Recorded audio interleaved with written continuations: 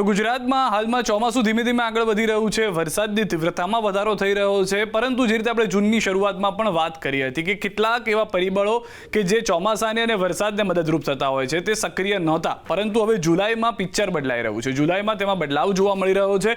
કુલ 8 engine છે કે જે હવે એક્ટિવ થતા હોય તેવું લાગી રહ્યું છે, જેમાંનું એક એન્જિન સૌથી પહેલું અલ્લીનો કે જે અત્યારના પ્રતિકૂળ જોવા મળી રહ્યું છે. તેમાં તેટલો બદલાવ નથી થયો, પરંતુ જે એમજેઓ છે, મેડન જુલિયન ઓસિલેશન, તે હવે હળવો અનુકૂળ થઈ ગયો છે. શું છે તે ડિટેલમાં પણ અમે આપને જણાવીશું. ત્યારબાદ ત્રીજું એન્જિન જે છે તે છે ઇન્ડિયન ઓશન ડાયપોલ, જે આયોડી તરીકે ઓળખાય છે ચોમાસા માટે, તે પણ હવે સંતોષજનક જોવા મળી રહ્યું છે. ત્યારબાદ ચોથું એન્જિન જે માનવામાં આવે છે સૂકી હવા કે જે અનુકૂળ થઈ ગઈ છે, તેમાં ઘટાડો થયો છે, જેના કારણે ભેજવાળી હવા વધી રહી છે અને ફાયદો ગુજરાતને થઈ શકે છે. ત્યારબાદ છે પાંચમું એન્જિન મિસો, જેને મોન્સૂન ઇન્ટ્રા ટ્રાન્ઝિશનલ કહેવામાં આવે છે, જે અનુકૂળ જોવા મળી રહ્યું છે.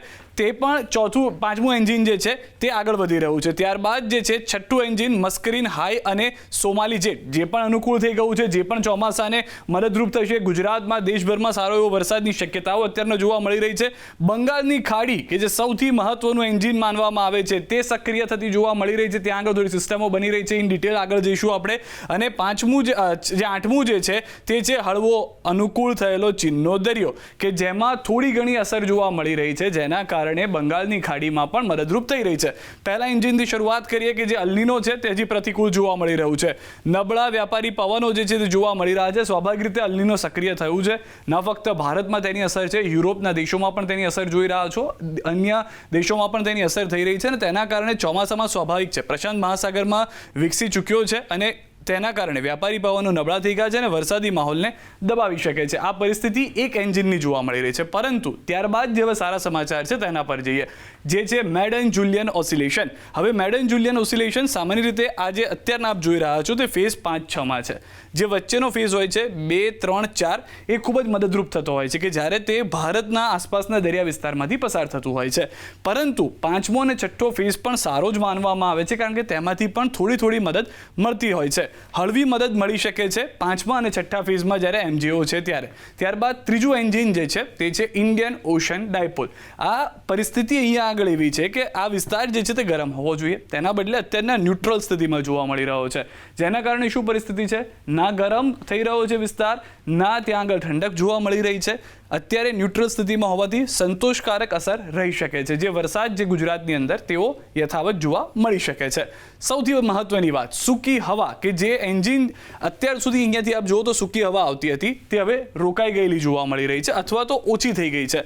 મધ્ય એશિયાથી સૂકી હવા દૂર રહેશે. એનો ફાયદો એ છે કે મધ્ય એશિયાથી સૂકી હવા ઓછી રહે છે તો ભેજવાળા પવનો વધી જાય છે, ભેજવાળા વાદળો વધારે આવે છે અને વરસાદી ગતિવિધિમાં વધારો થઈ શકે છે. તેનાથી આ અસર જે છે તે જોવા મળી શકે છે. Monsoon intra seasonal oscillation, MISO, જેની આપણે વાત કરી રહ્યા હતા, તે ખૂબ જ પોઝિટિવ સાઇન જોવા મળી રહી છે. જે હાલમાં વિષવવૃત્તિ આપ જોશો તો ફેઝ 2 અને 3માં છે, એટલે કે ભારત તરફના દરિયા કિનારા તરફ આ જે એન્જિન છે તે આવી રહ્યું છે, જેનો ફાયદો ગુજરાત અને દેશભરમાં મળશે. ઉત્તર તરફ આગળ વધતો મિસો ફેઝ 2-3માં રહી શકે છે અને ચોમાસાને સક્રિય કરવામાં ખૂબ જ અનુકૂળ માનવામાં આવે છે.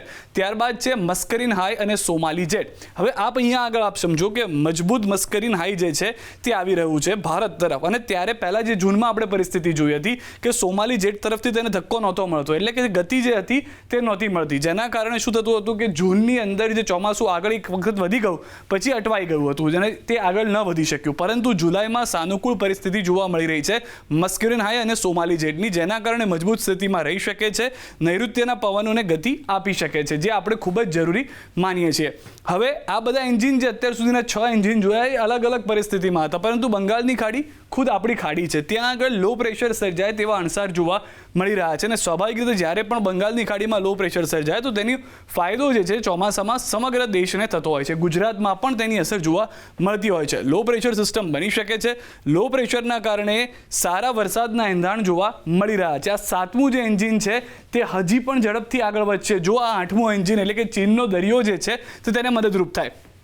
કારણ કે ચીનના દરિયાની અંદર દક્ષિણ ચીન સમુદ્ર વિયેતનામની આસપાસનો જે દરિયાઈ વિસ્તાર છે ત્યાં આગળ અત્યારના નાની મોટી સિસ્ટમ ઉત્પાદિત થતી જોવા મળી રહી છે, ફરતી જોવા મળી રહી છે, જેનો કરંટ આવતો હોય છે સામાન્ય રીતે પશ્ચિમ બંગાળની આ જે બંગાળની ખાડી છે તેમાં, અને તેના કારણે ત્યાં જે લો પ્રેશરની આપણે વાત કરતા હતા કે ત્યાં કોઈ સિસ્ટમ બની રહી છે તે વધુ મજબૂત થઈ જતી હોય છે. અનુકૂળ સ્થિતિ રહેવાની સંભાવના છે, હળવી અનુકૂળ સ્થિતિ મળી શકે છે. આ હળવી અનુકૂળ સ્થિતિના કારણે પણ જે બંગાળની ખાડીનો આપણે વાત કરતા હતા તે ખૂબ જ સારી રીતે આગળ વધશે. હવામાન નિષ્ણાંત અને અથિયા શેટ્ટીનું આ અનુમાન છે જે અમે આપને જણાવી રહ્યા છે, તે પ્રમાણેની આ પરિસ્થિતિ જે છે તે જોવા મળી રહી છે. એટલે કે જૂનમાં જે આપણે 8માંથી મોટાભાગના એન્જિન જોયા હતા કે જે મદદરૂપ નથી થઈ રહ્યા, અત્યારના પરિસ્થિતિ એ છે કે 8માંથી 7 એન્જિન જે છે કે જે ચોમાસાને આગળ ધપાવી શકે છે, વરસાદ સારો કરી શકે છે. જુલાઈ માટે આ રાહતના સમાચાર અત્યાર પ્રમાણે માનવામાં આવી રહ્યા છે.